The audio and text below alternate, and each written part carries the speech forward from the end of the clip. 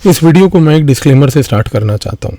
मैंने आज तक कभी अपने आप को इंट्रोड्यूस इस तरीके से नहीं किया कि मैं एक विशेषज्ञ हूँ और आपके सामने एक बहुत ही गहरा एनालिसिस करने जा रहा हूँ एटसेट्रा। मेरा हमेशा से मानना रहा है कि मैं एक स्टूडेंट हूँ। स्टूडेंट होने के नाते मेरा उद्देश्य ये है कि मैं चीज़ों को पढूं, समझूं और जीवन में इसी प्रकार से लाइफ लॉन्ग एक लर्निंग एक्सपीरियंस लेते हुए आगे बढ़ूं। आज मैं आपके साथ एक राजनीतिक इशू के ऊपर चर्चा करने जा रहा हूँ। अक्सर मेरी चर्चाएं अलग डायरेक्शन की होती हैं। राजनीति के बारे में कभी मैंने चर्चा ज़्यादा की नहीं। आप कहेंगे कि आप तो राजनीतिक विशेषज्ञ भी नहीं हैं। मैंने इसीलिए पहले क्लैरिफाई कर दिया कि मैं कोई विशेषज्ञ नहीं, लेकिन हाँ, राजनीति के बारे में मैं चर्चा इसलिए करना चाहता हूँ क्योंकि मैं इस देश का एक नागरिक हूँ, इस देश का एक वोटर हूँ। अगर मेरे सामने भी एक नैरेटिव आएगा तो उस नैरेटिव को प्रोसेस करना मेरा भी एक उद्देश्य है। महाराष्ट्र के नतीजे आपके सामने हैं। महाराष्ट्र में विपक्षी पार्टियों ने कुछ नैरेटिव बनाया, पर यह नैरेटिव काम नहीं आ पाया। उनको सत्ता नहीं मिली। सत्ता ना मिलने के बाद अलग अलग चीज़ों के ऊपर ब्लेम डाला जा रहा है। पर सबसे बड़ी चीज़ को समझिए कि महाराष्ट्र में विपक्षी पार्टियों के नैरेटिव को लोगों ने नकारा क्यों, उसके पीछे का रीज़न क्या था। तो विपक्षी पार्टियों के इस नकारते हुए नैरेटिव को समझने के लिए हमें देखना है कि उनके नैरेटिव के एलिमेंट्स क्या क्या थे। सबसे पहले विपक्षी पार्टियों ने मराठा की जनता के सामने एक बार पॉइंट बोला कि महाराष्ट्र की सरकार का कर्ज दिन प्रतिदिन बढ़ रहा है और ये कर्ज जो है आपको ले डूबेगा। इस चीज़ को समझने की कोशिश करते हैं। देखिए, सबसे बड़ी चीज़ ये है कि जब हम इकोनॉमिक्स की बात करते हैं, अर्थव्यवस्था की बात करते हैं, तो अर्थव्यवस्था में एक शब्द आता है डेट। डेट का मतलब होता है कि जो पैसा आप किसी से बोरो करते हैं, उधार में लेते हैं। आप व्यक्तिगत तौर पर भी पैसा उधार ले सकते हैं। आप यदि राज्य सरकार हैं तो भी पैसा उधार ले सकते हैं। आप अगर एक देश हैं तो भी पैसा उधार ले सकते हैं। समस्या उधार लेने में नहीं, समस्या ये है कि उधार का आप करते क्या हैं। मान लीजिए व्यक्तिगत तौर पर आपने पैसा उधार लिया और इस पैसे को उधार लेने के बाद आपने उस पैसे का प्रयोग किया शराब के सेवन में, खैनी खाने में, तंबाकू गुटखा खाने में, तो जाहिर सी बात है कि जो उधार लिया आप उसको लौटा नहीं पाएंगे। तो इशू ये नहीं कि उधार क्यों है, इशू है कि उधार का आपने किया क्या। अब इस चीज़ को आप एक एग्जाम्पल के थ्रू समझिए। मान लीजिए कि आपके पास एक पेड़ है और पेड़ जो है वो सेब का है, यानी कि वो सेब देता है। अब अगर आप किसी से पैसा उधार लेते हैं तो आप एक मिनट के लिए सोच के देखिए कि आपको अगर यदि वो पैसा उसको वापस लौटाना हो तो उसके लिए आपको अपने सेब जो हैं पेड़ में उसको तोड़कर बेचने पड़ेंगे और पैसे को रियलाइज करके वो उधार लौटाना पड़ेगा। अब एक एग्जाम्पल ये देखिए कि आपका जो पेड़ है सेब का, मान लीजिए कि ये बड़ा बूढ़ा हो चुका है। अब इसमें उतने सेब नहीं लगते जितने पहले लगा करते थे। अब यदि आप इस समय एक ऐसी परिस्थिति में हैं कि आपके पास एक ऐसा पेड़ है जो बूढ़ा हो चुका है, जो बहुत ज़्यादा सेब दे ही नहीं रहा है, अगर इस कॉन्टेक्स्ट में आप उधार लेते हैं तो आपके लिए एक समस्या तो होगी। समस्या ये होगी कि आप इस उधार को लौटाएंगे कैसे, क्योंकि आप क्या सेब बेचेंगे कि जिससे आपको पैसा मिले। तो इस कॉन्टेक्स्ट में अगर आप उधार लेते हैं तो आपके लिए एक गहरी समस्या है। ये जो उदाहरण मैंने आपको दिया, ये आज की डेट में अंतर्राष्ट्रीय स्तर पर एक उदाहरण है जापान का। जापान आज की डेट में एक ऐसा देश है जो ऐसा सिचुएशन में आ चुका है कि उसके सारे के सारे नागरिक बड़े वृद्ध हो चुके हैं। वृद्ध होने के कारण जापान के अंदर इंडस्ट्रियल उत्पाद जो है वो कभी बढ़ नहीं सकता। अगर आज की डेट में जापान का इंडस्ट्रियल आउटपुट नहीं बढ़ेगा तो जाहिर सी बात है कि अगर जापान किसी प्रकार का डेट लेगा, यानी कि कुछ पैसा बोरो करेगा, तो उसको लौटाने में समस्या आएगी। अब एक दूसरा उदाहरण लीजिए। आपके पास पेड़ है, पेड़ वही सेब का है, लेकिन ये पेड़ उतना बूढ़ा नहीं हुआ, लेकिन मैच्योर कर चुका है। अब ये सेब देता है, इतने भी नहीं कि बहुत कम हो, बस इतने हैं कि बस गुजारा चल रहा है और बड़ी मुश्किल से गुजारा चल रहा है। इस कॉन्टेक्स्ट में यदि आप उधार लेते हैं तो जाहिर सी बात है कि ये उधार को आप लौटा तो पाएंगे, क्योंकि आपके पास जो पेड़ है वो मैच्योर हो चुका है।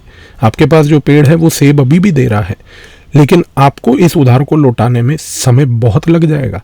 ये एग्जाम्पल है अंतर्राष्ट्रीय स्तर पर इटली का।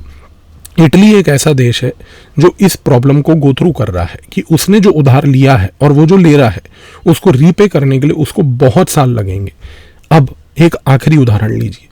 आपके पास जो सेब का पेड़ है वो आपने अभी अभी लगाया है, हाल ही में ये बूटा बड़ा हुआ है, अब ये सेब भरपूर मात्रा में दे रहा है। आप यदि इस मोमेंट पे किसी से उधार लेंगे तो एक चीज़ तो तय है कि आप उधार को रीपे कर पाएंगे। क्यों? क्योंकि आपका जो पेड़ है वो इतने सेब दे रहा है कि आप हर 6-6 महीने के बाद सेब के बेच के पैसे को रियलाइज करके आप उस पैसे को रीपे कर पाएंगे, और इससे आप जब पैसे को उधार लेंगे तो और सेब के पेड़ भी लगा पाएंगे। ये है आज की डेट में केस महाराष्ट्र का। विपक्षी पार्टियों की तरफ से दिक्कत यहाँ हुई, ये थोड़ी सी बेसिक्स जो होते हैं अर्थव्यवस्था के, ये उनको समझ नहीं आए, और ये मैसेज को वो ग्रेजुअली ग्रास रूट तक ले जाने में लोगों तक सक्षम भी नहीं रहे। क्यों? क्योंकि जब ये बात उन्होंने लोगों को बोली कि भाई महाराष्ट्र में डेट बढ़ चुका है, महाराष्ट्र का डेट आपको ले डूबेगा, उन्होंने ये चीज़ को नहीं बताया कि महाराष्ट्र डेट ले क्यों रहा है। फैक्ट्स को देखिए, महाराष्ट्र स्टेट का इकोनॉमिक सर्वे कहता है कि महाराष्ट्र के अंदर 7.82 लाख करोड़ रुपीस का डेट है। 7.82 लाख करोड़ रुपीस का जो डेट है, ये आज की डेट में 18% डेट है महाराष्ट्र की स्टेट जीडीपी का। डेट ज़्यादा है, डेट काफ़ी बड़ा है, लेकिन दिक्कत ये है कि ये डेट ले क्यों रही है सरकार, पैसा इतना उधार ले क्यों रही है सरकार? क्या ये सरकार पैसा उधार इसलिए ले रही है कि वो रोजमर्रा के जो डे टू डे एडमिनिस्ट्रेटिव प्रशासनिक कार्यकाल के खर्चे हैं उनको पूरा कर पाए? नहीं, सरकार पैसा इसलिए उठा रही है ताकि इससे वो ग्रास रूट लेवल से लेके एक स्टेट लेवल तक, राज्य लेवल तक, मास लेवल का इंफ्रास्ट्रक्चर क्रिएट करे। इस समय ये चीज़, ये मैसेजिंग में गलती रही। विपक्षी पार्टियां सिर्फ इस चीज़ को हाईलाइट करती रह गई लोगों के सामने कि महाराष्ट्र में डेट बढ़ रहा है, उधार बढ़ रहा है सरकार का, कर्जा बढ़ रहा है सरकार का, और ये आपको ले डूबेगा। सरकार ने उसी चीज़ को वहीं से उठाकर शुरू किया कि हाँ हम कर्जा ले रहे हैं, नकारा भी नहीं, और दूसरी चीज़ बोली कि देखिए कर्जा इसलिए ले रहे हैं क्योंकि यहाँ पर इंफ्रास्ट्रक्चर के प्रोजेक्ट्स बन रहे हैं, वो चाहे कोस्टल रोड हो, वो चाहे वधवान प्रोजेक्ट के तहत एक ढानू में नया कंप्लीटली ग्रीनफील्ड प्रोजेक्ट जो आज की डेट में बन रहा है पोर्ट का वो हो, या पोर्ट मॉडर्नाइजेशन का कार्य हो, हाईवेज का कार्य हो। सरकार ने कहा कि डेट का सारा पैसा इस विजिबल एलिमेंट ऑफ इंफ्रास्ट्रक्चर में लग रहा है। अब जब लोगों ने ये चीज़ को समझा कि भाई ये विजिबल एलिमेंट ऑफ इंफ्रास्ट्रक्चर सड़कों से लेके, हाईवे से लेके, पोर्ट से लेके, कोस्टल रोड से लेके अदर टाइप की जो चीज़ें हैं, ये चीज़ें लोगों ने जब देखी तो उनको समझ आया कि बात तो सही है, कर्जा अगर बढ़ रहा है तो वो कर्जा हमारे ऊपर ही लगाया जा रहा है। अब आपको एक फ़र्क और समझना है, महाराष्ट्र का जो कर्जा है, इसका कर्जा अगर मैं एक आर्थिक तौर पर आपको उदाहरण दूं तो ये पंजाब के कर्जे से बड़ा अलग है। अब देखिए, महाराष्ट्र और पंजाब ये दोनों सरकारें बहुत गहरे कर्जे में डूबी हुई हैं। पंजाब के साथ समस्या क्या है? पंजाब की सरकार आज की डेट में पैसा उधार लेती है, कर्जा लेती है इस कारण से ताकि वो उससे पंजाब की सरकार के प्रशासनिक खर्चों को फंड कर पाए। पंजाब में इंफ्रास्ट्रक्चर नहीं है, टेररिज्म के कारण इंडस्ट्री नहीं है, अनएम्प्लॉयमेंट बहुत ज़्यादा है। इसके कारण क्या है कि जितना कर्जा पंजाब की सरकार उठा रही है, ये कर्जा दिन प्रतिदिन पंजाब के नागरिकों के ऊपर एक बर्डन बनता जा रहा है। और जब आपके पास वो पैसे को रीपे करने की क्षमता नहीं है तो इस कॉन्टेक्स्ट में एक चीज़ तो तय है, और वो चीज़ जो तय है वो ये है कि इस केस में सबसे बड़ा प्रॉब्लम पंजाब में ये है कि अगर आप वहाँ पर फ्री बीज को बांटें, यानी कि अगर आप वहाँ पर इस परिस्थिति में कहें कि भाई हम जो है लोगों को ये चीज़ें मुफ्त में देंगे, वो चीज़ें मुफ्त में देंगे, तो इन चीज़ों को मुफ्त में देने के वजह से राज्य का कर्जा और बढ़ेगा।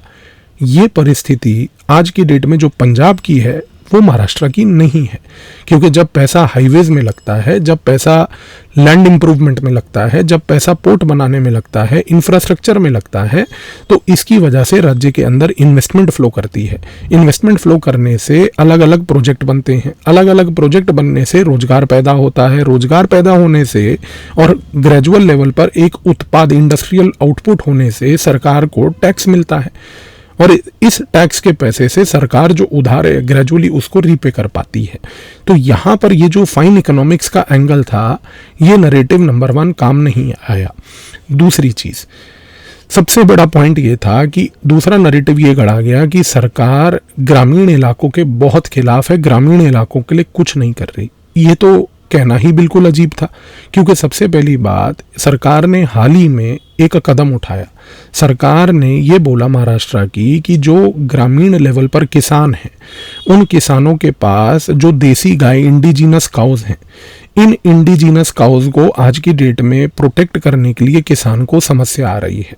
तो सरकार ने दो चीज़ें बोली। सरकार ने कहा कि भाई गौशाला है, गौशाला के पास किसान अगर जाता है ये कह के कि भाई मेरी गाय जो है उसके अपकीप के लिए, वेलफेयर के लिए मुझे कुछ हेल्प चाहिए, तो गौशाला कहती है भाई हम नहीं हेल्प कर पाएंगे, हमारे पास खुद फंड की शॉर्टेज है।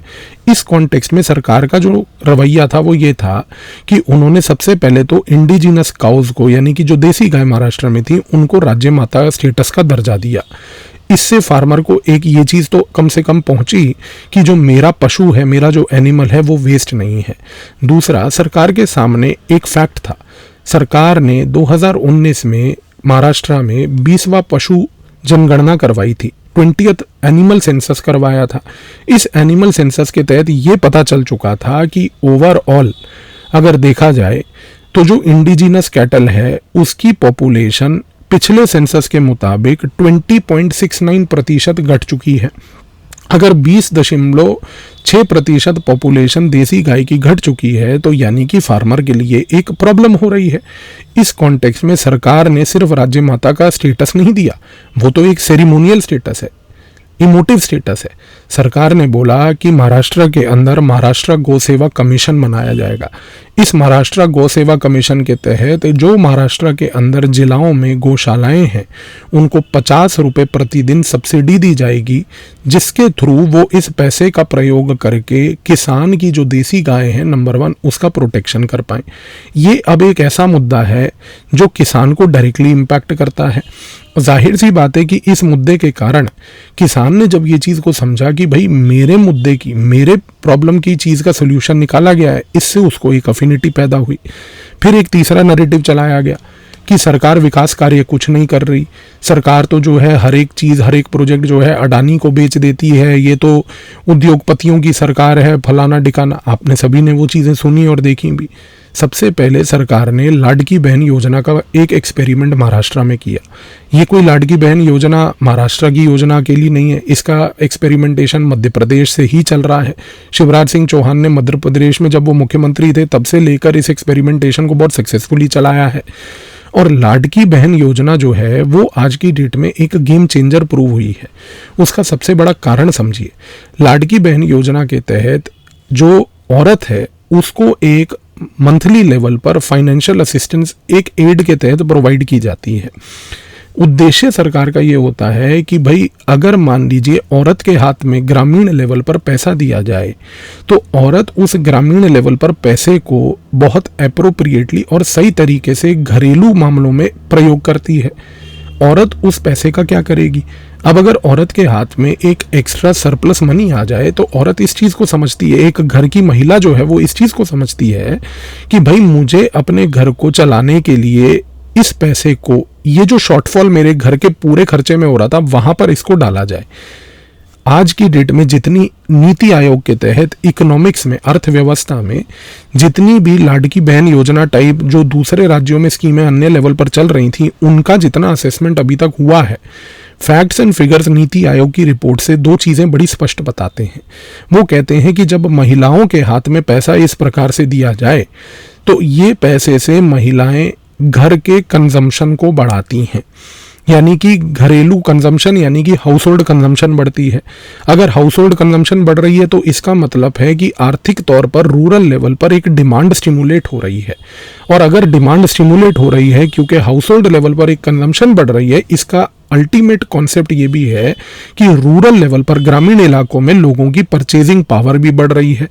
तो जब रूरल लेवल पर परचेजिंग पावर बढ़ेगी, रूरल लेवल पर लोगों की रूरल इनकम बढ़ेगी, रूरल लेवल पर जब डोमेस्टिक कंजम्पशन बढ़ेगा, हाउस होल्ड कंजम्पशन बढ़ेगा, तो जाहिर सी बात है कि महिला इस समय इस पर्टिकुलर चीज़ को एक स्टेबल नज़रिए से, एक प्रिडिक्टेबल नज़रिए से देखेगी।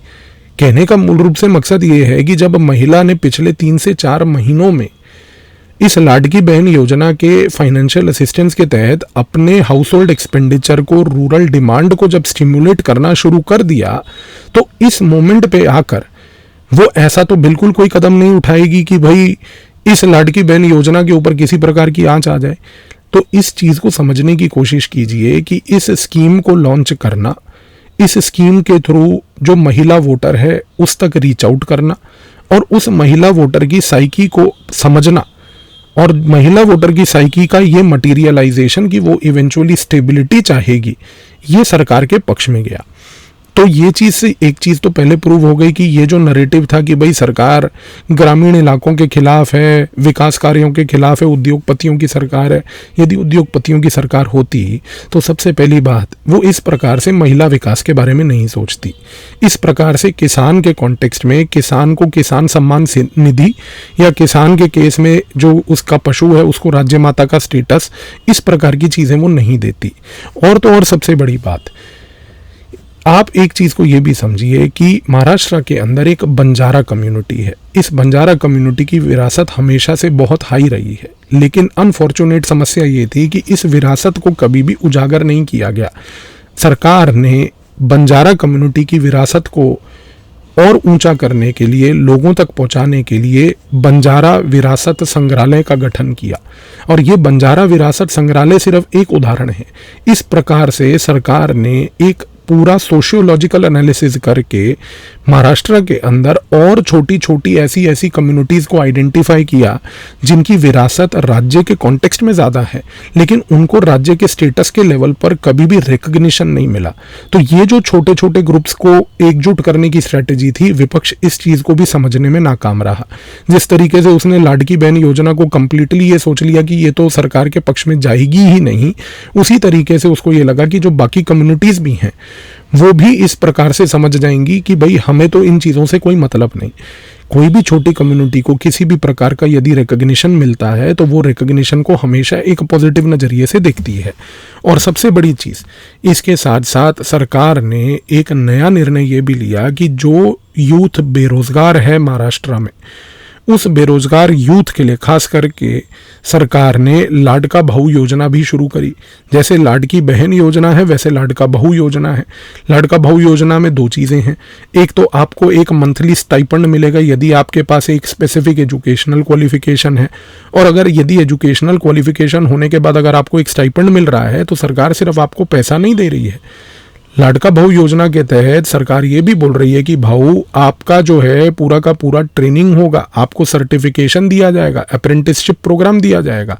और इसके तहत बहुत लंबे समय से महाराष्ट्र के अंदर एक चीज़ ये भी हो रही है कि बहुत सारे लोगों को एक स्किल डेवलपमेंट की ट्रेनिंग, इस स्किल डेवलपमेंट की ट्रेनिंग के तहत लोगों का ग्रास रूट लेवल पर एम्पावरमेंट और उनको नौकरियां और रोजगार मिलने का जो एक मुहिम चली हुई थी, ये भी सरकार के फेवर में गई। तो ये जो पूरा का पूरा नैरेटिव गढ़ा गया कि नहीं देखिए सरकार जो है उद्योगपतियों की है, आपके सामने ध्वस्त होती हुई आपको ये नैरेटिव को दिख गई।